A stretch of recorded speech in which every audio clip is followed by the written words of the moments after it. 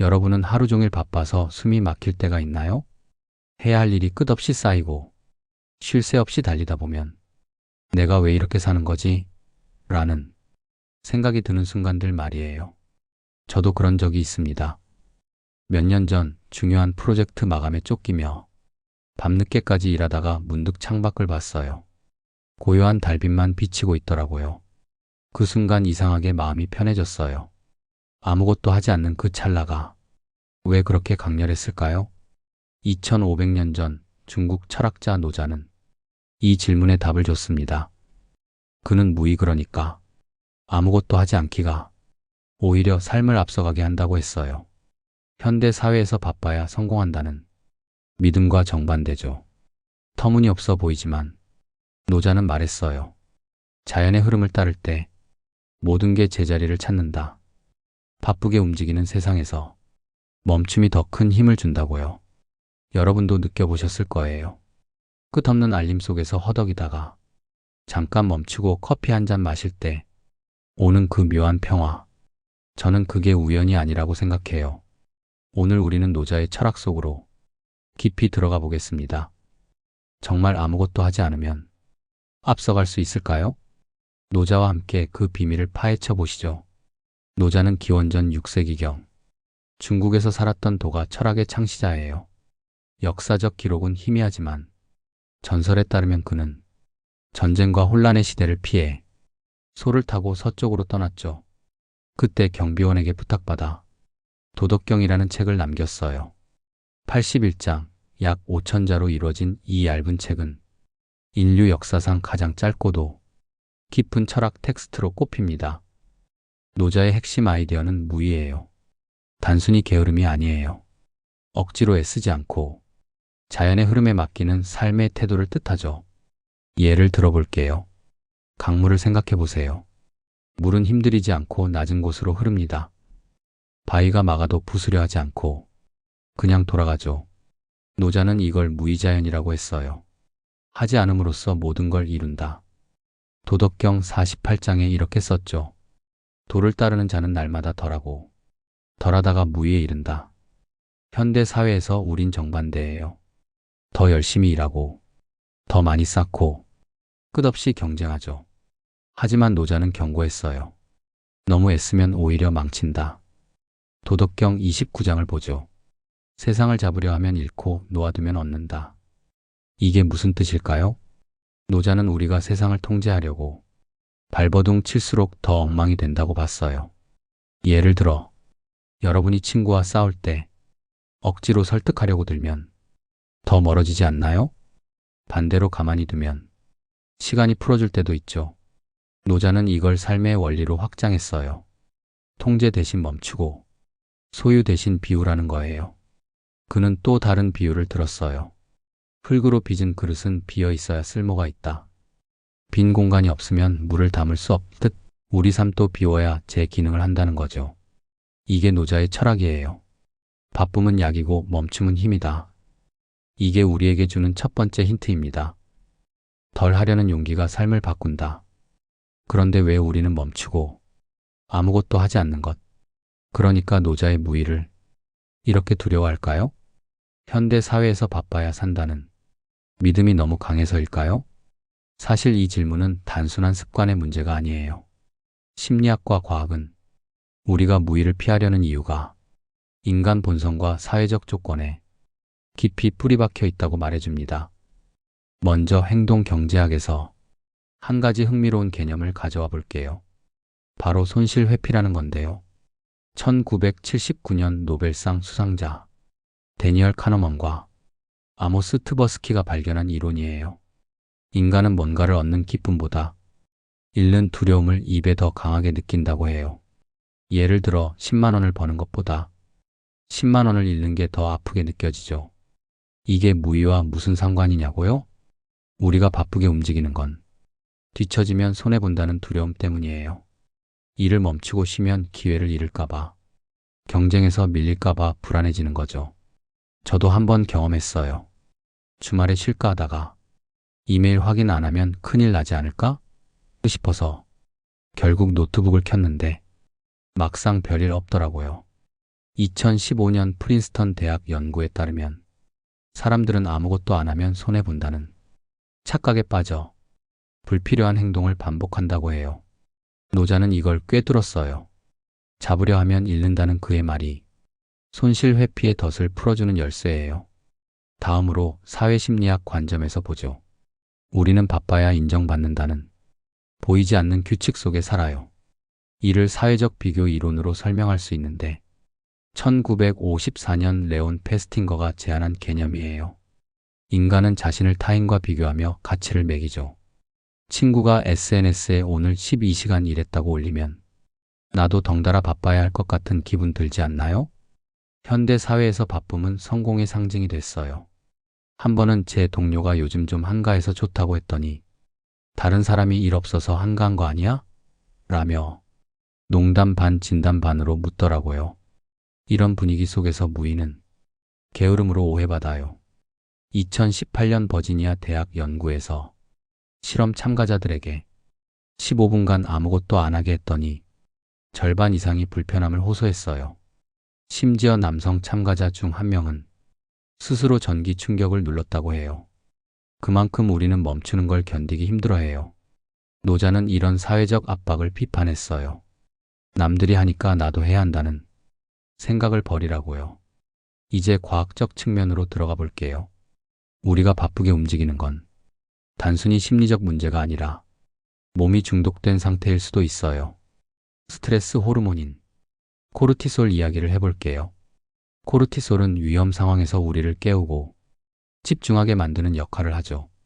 문제는 현대인이 너무 자주 코르티솔에 노출된다는 거예요.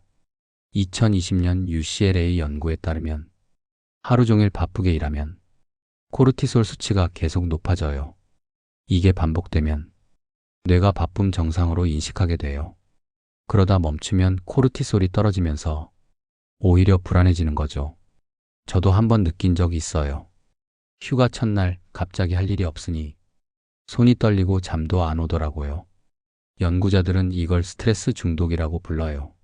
마치 카페인에 의존하듯 우리는 바쁨에 중독된 셈이에요. 노자는 이런 상태를 자연에서 멀어진 삶이라고 봤어요. 도덕경 55장에서 그는 너무 많이 움직이면 몸이 상한다고 했죠. 과학은 노자의 통찰을 증명해요. 멈추면 코르티솔이 줄어들고 장기적으로 건강과 창의력이 회복된다고요. 여러분도 이런 순간 있지 않나요? 바빠서 정신없을 때 오히려 실수가 늘어나는 경험. 저는 한번 프레젠테이션 준비하면서 밤새 자료를 만들었는데 정작 발표 때 엉뚱한 슬라이드를 켜서 망신당했어요. 그때 깨달았죠.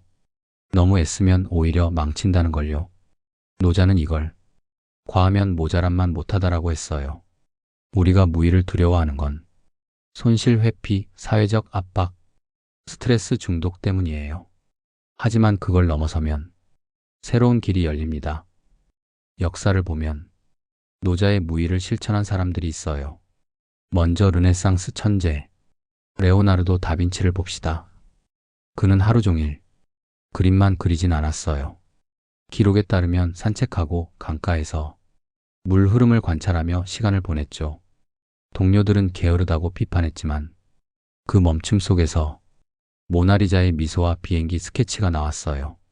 다빈치는 말했죠. 자연은 내 스승이다. 노자처럼 그는 억지로 애쓰지 않고 창의력을 키웠어요. 다음은 스티브 잡스예요. 그는 애플을 이끌며 도가 철학에 푹 빠졌어요. 젊은 시절 인도에서 명상을 배우고 매일 조용히 앉아서 생각을 비웠다고 해요. 잡스는 단순함이 복잡함보다 강하다고 했죠. 아이폰의 깔끔한 디자인은 바쁘게 채우는 게 아니라 비우는 데서 나왔어요. 한 번은 회의 중에 갑자기 나가서 명상했다고 하더라고요. 그 멈춤이 혁신의 시작이었죠. 알베르트 아인슈타인도 마찬가지예요. 상대성 이론을 만들 때 그는 책상에만 앉아있지 않았어요.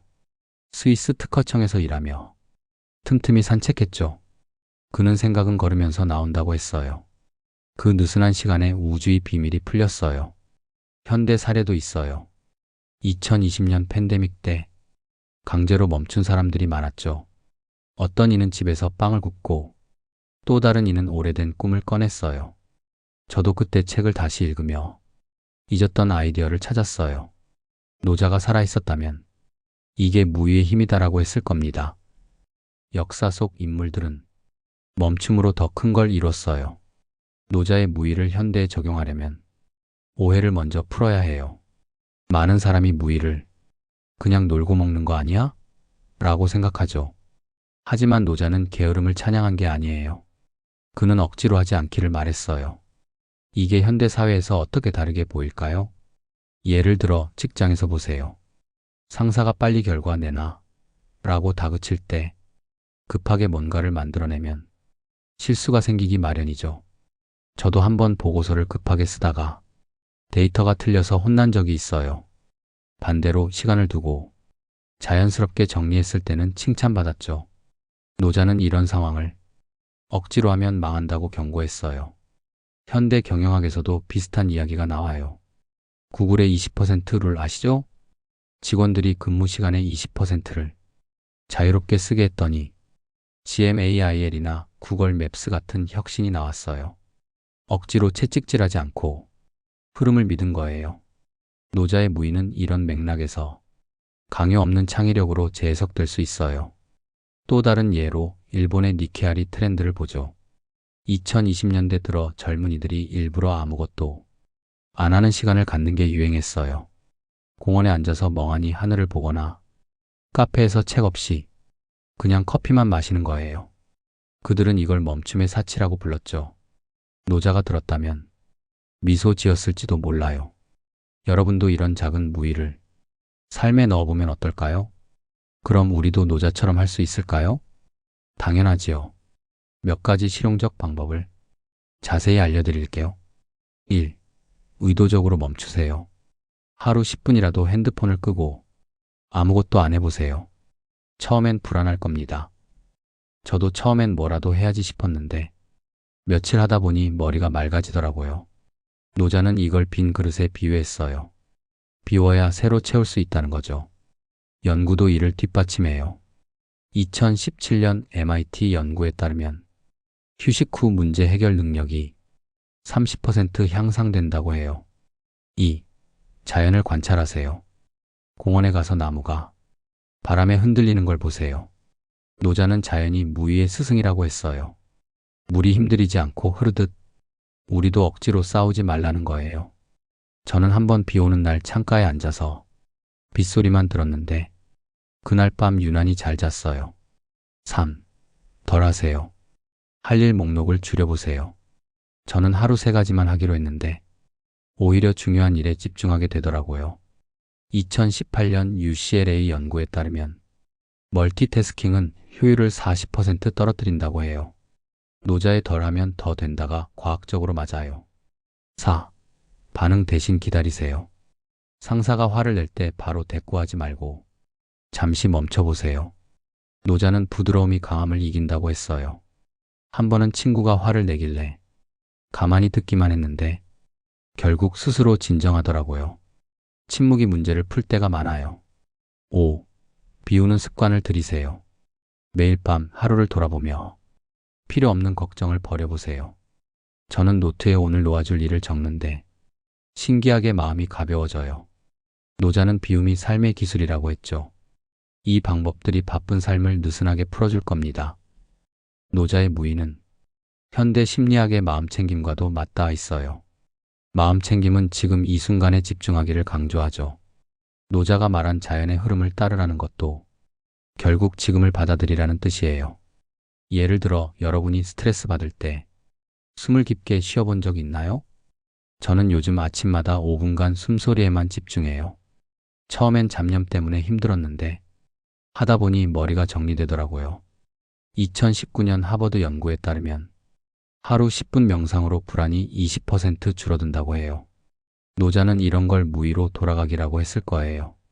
도덕경 16장을 보죠. 마음을 비우고 고요함에 이르면 만물이 제자리로 돌아온다. 이게 마음챙김과 얼마나 비슷한가요? 노자는 2500년 전에 이미 우리가 멈추고 느끼는 법을 잃어버렸다고 봤어요. 현대인에게 스마트폰 알림은 끊임없는 방해예요. 저도 한번 실험해 봤어요. 하루 동안 알림을 끄고 살아봤는데 처음엔 불안했지만 나중엔 자유로워지더라고요. 마음챙김 전문가 존 카바찌는 바쁨은 우리를 과거와 미래로 끌고 간다고 했어요. 노자도 동의했을 거예요. 무의는 과거의 후회와 미래의 걱정을 내려놓고 지금 이 순간을 사는 기술이에요. 여러분도 오늘 딱 5분 숨소리만 들어보세요. 노자가 옆에서 잘하고 있다고 말해줄지도 몰라요. 여기서 의문이 생길 수 있어요. 정말 아무것도 안 해도 될까? 노자의 동료 철학자 공자는 달랐죠. 공자는 노력과 규율을 중시했어요. 세상을 바꾸려면 열심히 해야 한다는 거였죠.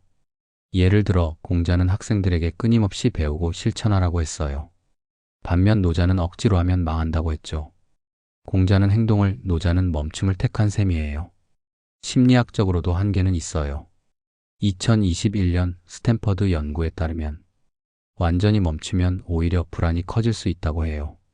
예를 들어 큰 프로젝트를 앞두고 무작정 기다리면 기회를 놓칠 수도 있죠. 저도 한번 시험 전날 너무 느긋하게 있다가 준비를 덜 했던 적이 있어요. 노자도 이걸 알았어요.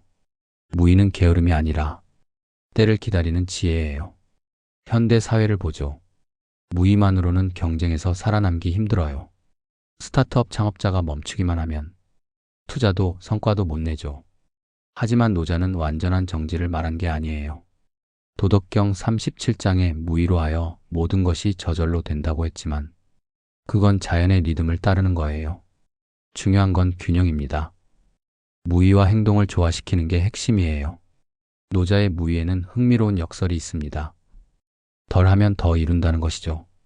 언뜻 모순처럼 들리지만 현실에서 이 원리가 작동하는 예를 찾아볼 수 있습니다. 2016년 스웨덴의 한 실험을 살펴보겠습니다. 정부가 6시간 근무제를 시범 운영했을 때 놀라운 결과가 나타났습니다.